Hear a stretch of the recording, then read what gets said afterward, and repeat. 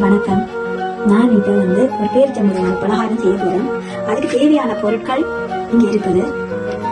பேரிச்சம்பழம், கச்சான், கஜு, பிஸ்தா, வால்நட், எல்லாம் என்ன பாலாவும் இருக்கு. நான் இங்கே எல்லாத்தையும் இப்படி சின்ன சின்னதா மிக்சியில போட்டு வெட்டி வச்சிருக்கிறேன்.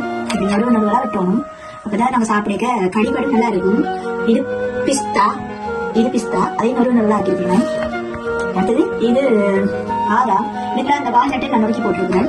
கொஞ்சம் இதுதான் வால்நட்டு. இது நல்ல மூளைக்கு சிறுவர்களது பெரியா வரையும் இதை பாருங்க. இது சேப்பேர் மூளை மாதிரி இருக்கு. இதெல்லாம் மூளைக்கு நல்லது.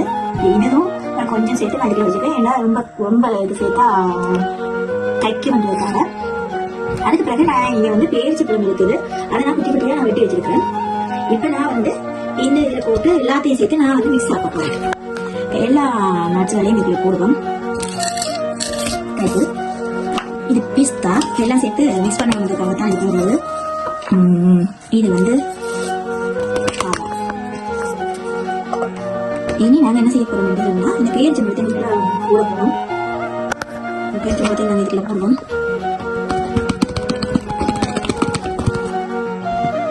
ஓகேவா? இப்ப நாங்க என்ன செய்ய போறோம்னா, இது எல்லாமே சேர்ந்து மிக்ஸ் ஆக போறோம். இதால அரைக்க போறோம்னா இது போட்டு இனி இதை செட் பண்ணிட்டு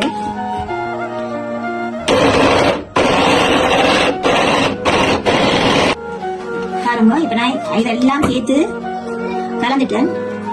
எல்லாம் நல்லா மிக்ஸ் ஆக்கிட்டேன். பாருங்க, பேரிச்சம்பழத்தோட இந்த நட்ஸ்கள் எல்லாம் சேர்ந்து செய்து. இனி இது வரைக்கும் இதை நான் இன்னொரு இதுல எடுக்க போறேன். tadi keluar banget mati deh.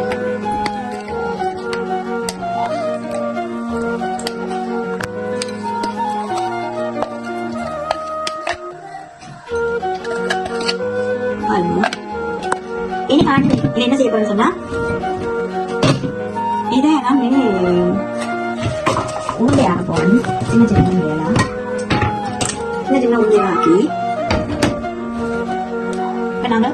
கையை வடிவா விட்டு இந்த கையால் கொஞ்சம் என்ன செய்ய போகுதா, இதை இன்னும் கொஞ்சம் நல்லா இப்படி மிக்ஸ் ஆகும்.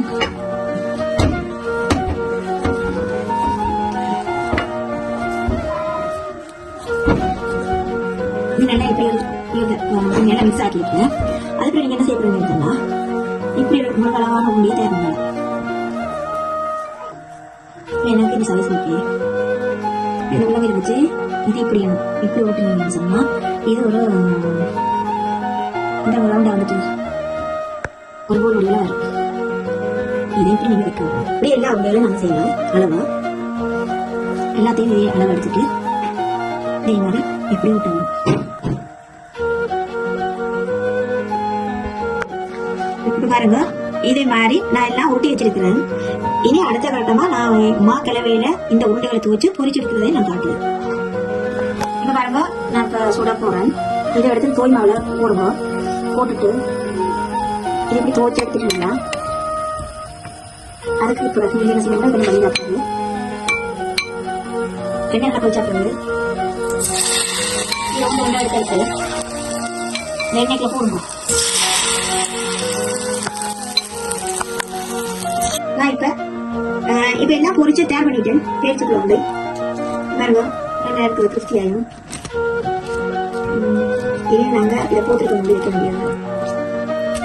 வச்சுட்டு காலையில ஒரு டீயோட இந்த ஒரு உருண்டையை எடுத்து சாப்பிட்டு சொன்னா காலையில அவ்வளவு ஒரு போட்டு உங்களுக்கு கிடைக்கும். குழந்தைகளுக்கு பெரிய சாப்பிடலாம்.